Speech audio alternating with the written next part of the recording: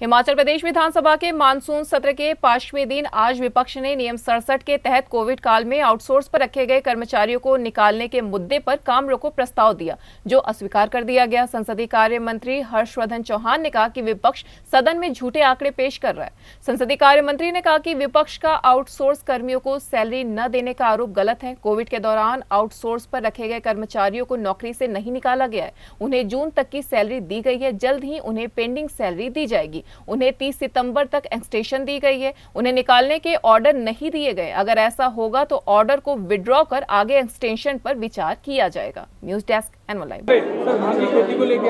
Outsource वाला कर लो पहले आप।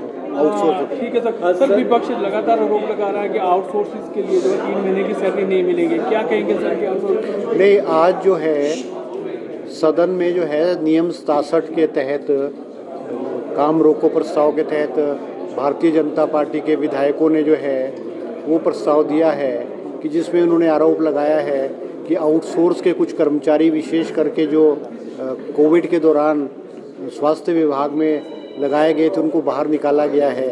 उस पर विस्तृत चर्चा सदन में हुई है और मुख्यमंत्री जी ने जवाब दिया है कि किसी भी कर्मचारी को नहीं निकाला गया है, उनको 3 महीने की एक्सटेंशन दी गई है।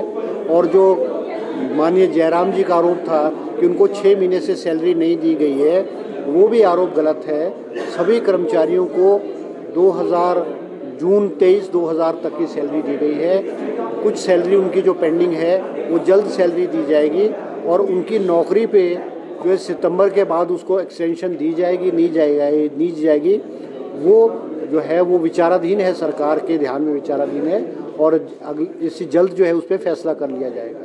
सर धान की खेती के ऊपर भी चर्चा हुई नहीं, पिछली बजट सेशन में इस सामान्य सदन में भांग की खेती पे चर्चा हुई और बहुत सारे विधायकों ने, जिसमें कांग्रेस के भी और भारतीय जनता पार्टी के विधायकों ने अपने विचार रखे और माननीय अध्यक्ष ने और सरकार ने एक उप समिति बनाई, विधानसभा के विधायकों की कमेटी बनाई जिसमें सभी दल के लोग थे।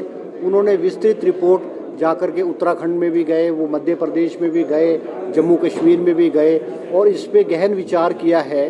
और आज जगत सिंह नेगी जी जो उस कमेटी के अध्यक्ष थे, उन्होंने रिपोर्ट जो है सदन में पेश की है और उस पर सरकार जो है दोबारा विचार करके कि इसको भांग की खेती को किस तरह से लीगलाइज किया जाएगा ताकि लोगों को रोज़गार के साधन भी उपलब्ध हो और सरकार को आय भी हो।